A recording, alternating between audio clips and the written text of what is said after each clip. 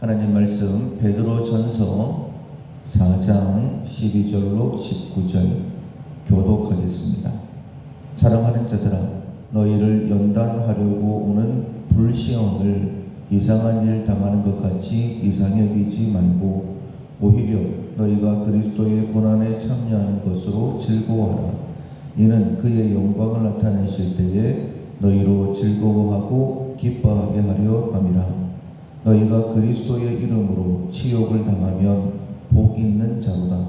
영광의 영 곧 하나님의 영이 너희 위에 계심이라.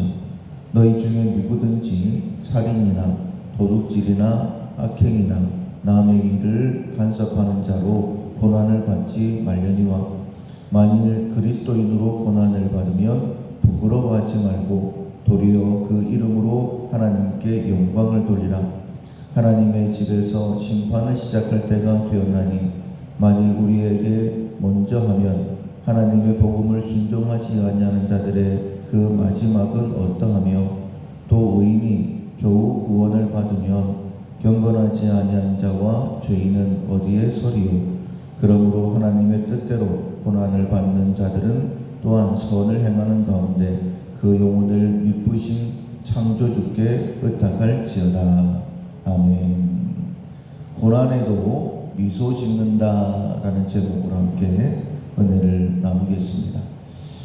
힘든 일이 있으면 얼굴을 찡그리는 것이 당연한데, 우리가 고난에도 미소 지을 수 있는 것, 항상 기뻐하라고 명령하신 하나님을 기대하기 때문입니다.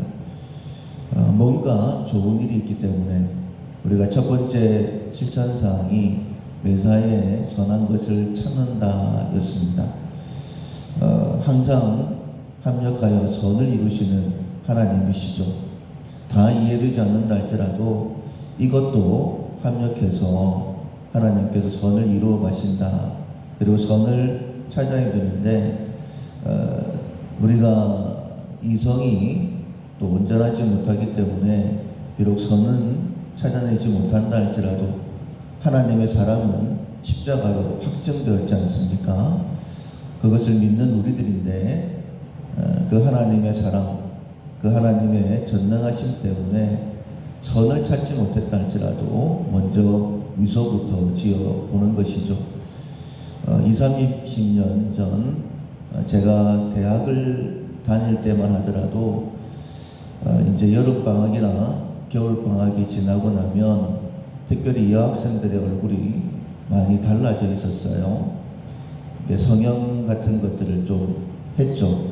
근데 그때 당시에는 이제 방학 때에 다른 사람 눈치 못 채게 그렇게 했었는데, 특별히 이제 요즘 같은 경우에는 마스크를 쓰고 아니면 또 선글라스를 끼고 누가 봐도 수술을 했구나 이렇게 보여지는 아이들을 가끔 보게 됩니다. 여자가 자기 얼굴에 칼을 대는 것 상상할 수도 없는 일이죠. 그런데 그런 얼굴로 다녀도 전혀 부끄러워하지 않습니다. 또 전혀 싫어하지도 않고, 내 얼굴에 돈 좀 썼다 이렇게 자랑하는 듯 하기도 하고, 처음에는 수술을 하고 또 얼굴이 퉁퉁 부어 있고 보기 안 좋은, 그래서 마스크도 하고 선글라스도 끼고 있지만은 그 결과 예전보다는 더 예쁜 얼굴을 가지게 된다라는 기대 때문에 돈도 드리고 또 고통도 감수하는 거겠죠. 우리의 신앙생활도 마찬가지지 않겠습니까? 하나님께서 우리의 삶을 인도하실 때에 우리에게 은혜를 주신 것은 고난도 함께 받게 하려 하심이라 라고 말씀하셨습니다.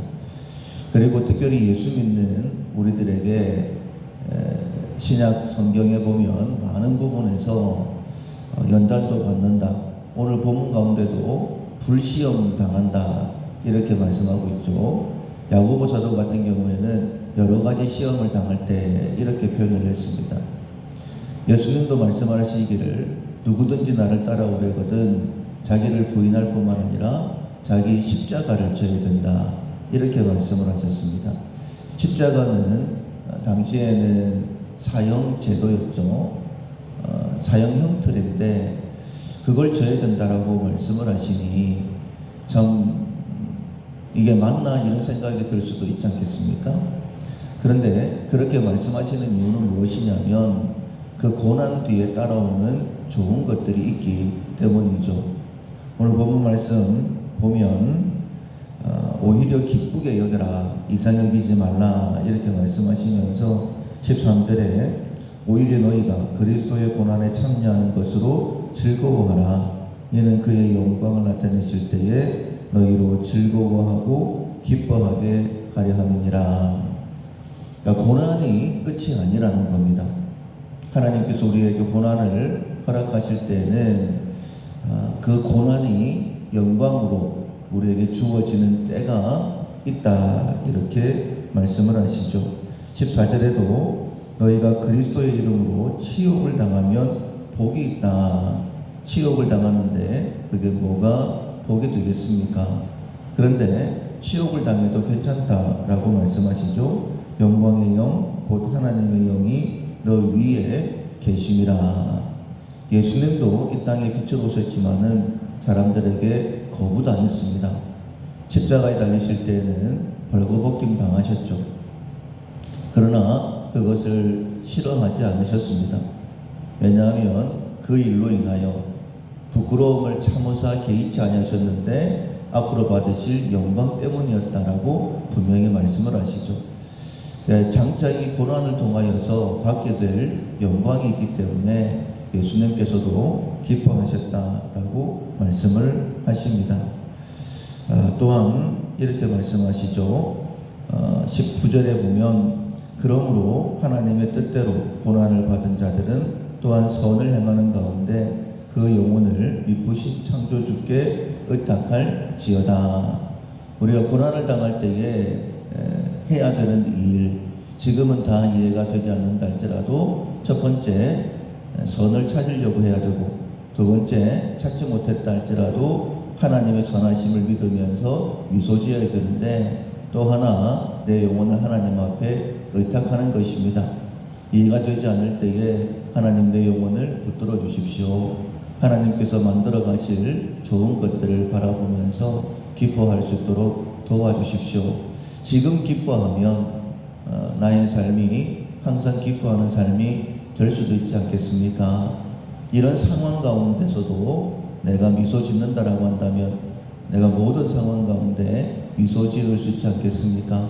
하나님 이 시간, 이 어려움, 이 불시험 잘 견뎌낼 수 있도록 도와주십시오. 하나님 앞에 기도드리면 하나님께서 기쁘게 우리의 마음을 붙들어 주실 것입니다.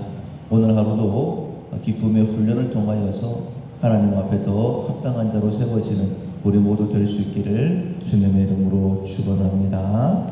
아멘. 찬송가 432장 큰 물결이 설레는 어두운 바다 432장 전해하시겠습니다.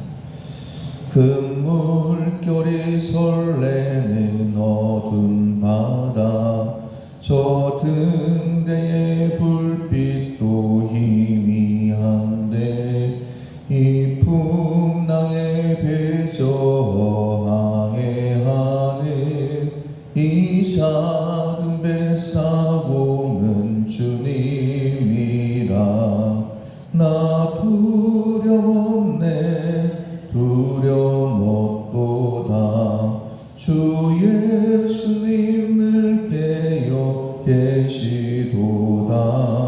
이 흉흉한 바다를 다 지나면 저 소망의 나라에 이르리라.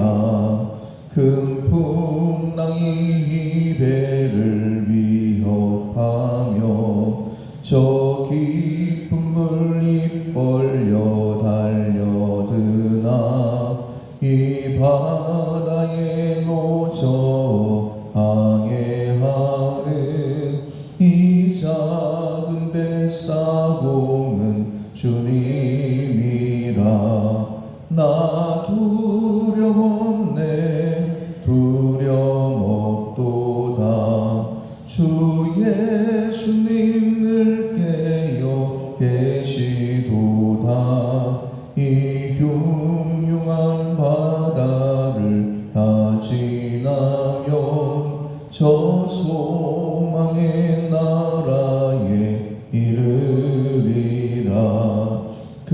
소리로 물결을 명하시면 이 바다는 고요히 잠자리라.